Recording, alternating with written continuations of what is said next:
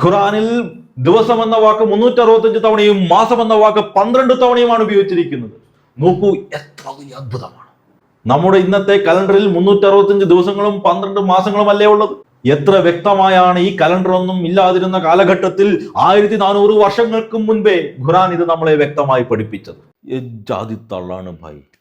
ഖുറാനിലെ numerical miracles എന്നൊക്കെ പറഞ്ഞ് ഖുറാൻ കൃത്യമായി അറിയാത്ത പാവം മുസ്ലിങ്ങളെ ഇനിയും ഇങ്ങനെ പറഞ്ഞ് പറ്റിക്കണോ? മാസം എന്ന വാക്ക് 21 പ്രാവശ്യവും ദിവസം എന്ന വാക്ക് 405 പ്രാവശ്യവുമാണ് ഖുറാനിൽ ആകെ ഉള്ളത്. അല്ലാതെ നിങ്ങൾ ഈ പറയുന്ന പോലെ 12ഉം 365 ഒന്നും അല്ല. മാത്രമല്ല, ചരിത്രത്തെക്കുറിച്ചുള്ള തികഞ്ഞ അജ്ഞതയാണ് നിങ്ങളിവിടെ വെച്ച് പുലർത്തുന്നത്. ഈ 365 ദിവസവും 12 ദിവസമുള്ള കലണ്ടറൊക്കെ ഇസ്ലാം ഉണ്ടാകുന്നതിന് നൂറ്റാണ്ടുകൾ മുൻപേ ഇവിടെ നിലവിലുള്ളതാണ്. ഈ ജൂലിയൻ കലണ്ടർ രൂപകൽപ്പന ചെയ്യുന്നത് യേശു ക്രിസ്തുവിൻ്റെ ജനനത്തിന് പോലും പതിറ്റാണ്ടുകൾ മുൻപ് ജൂലിയസ് സീസറാണ്. പിന്നീട് അതിൽ ചെറിയ തിരുത്തലുകൾ വരുത്തിയിട്ടാണ് 16-ാം നൂറ്റാണ്ടിൽ ഗ്രിഗറി മാർപ്പാപ്പ ഇന്നത്തെ ഗ്രിഗോറിയൻ കലണ്ടർ കൊണ്ടുവരുന്നത്. അടിസ്ഥാനപരമായിട്ട് ഇത് പഴയ ജൂലിയൻ കലണ്ടർ തന്നെയാണ്.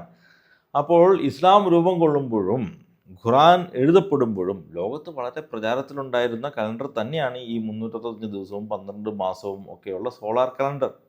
ഒരു വർഷത്തിന് 365 ദിവസവും 12 മാസവുമാണ് ഉള്ളത് എന്ന് നമ്മളോട് വളരെ സീക്രട്ടായിട്ട് ഖുറാനിലൂടെ പറയുന്ന അള്ളാഹു, പക്ഷേ ഇസ്ലാമിക നിയമങ്ങൾക്കായിട്ട് ഖുറാനിൽ നിശ്ചയിച്ചിരിക്കുന്നത് വെറും 354 ദിവസങ്ങൾ മാത്രമുള്ള ലൂണാർ കലണ്ടറാണ് എന്നതാണ് ഇവിടുത്തെ ഏറ്റവും വലിയ വിരോധാഭാസം.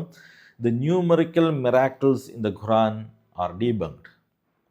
അതുമാത്രമല്ല, ഇത്തരം ബാലിശമായ വാദങ്ങൾ ഉയർത്തിക്കൊണ്ടുവരുമ്പോൾ നിങ്ങളുടെ ചരിത്രത്തിലുള്ള അജ്ഞത പരസ്യമാക്കിക്കൊണ്ട് നിങ്ങൾ സ്വയം കോമാളികളാകുകയാണ് ചെയ്യുന്നത് എന്ന് പറയാതെ വയ്യ.